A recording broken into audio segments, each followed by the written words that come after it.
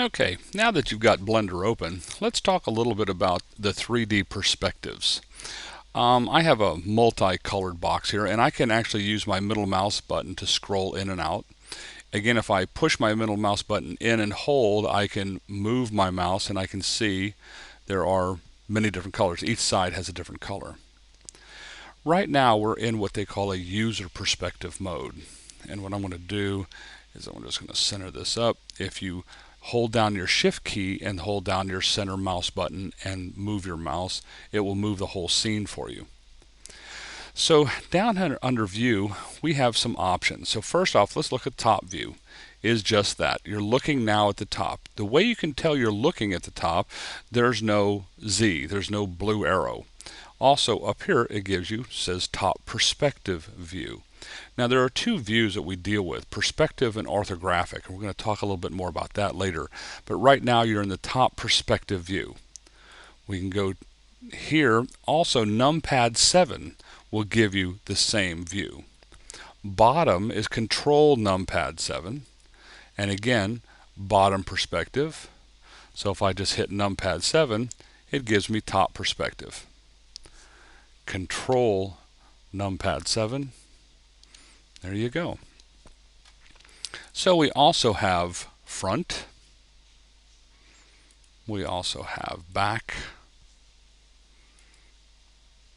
right, and left. And you'll notice each of these have a numpad or control numpad correlation. Now there's also a camera view.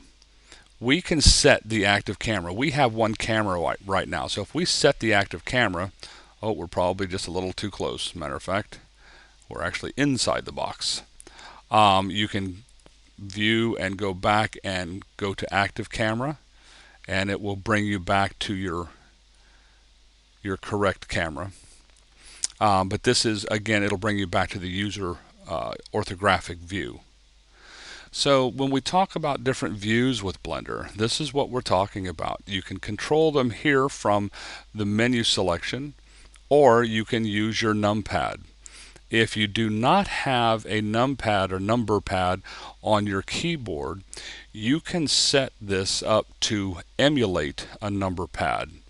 And the way you would do that is getting into some of our user preferences. So you go to File, User Preferences, and we look at, there are several tabs here. Interface shows a lot here. What we really want is Input.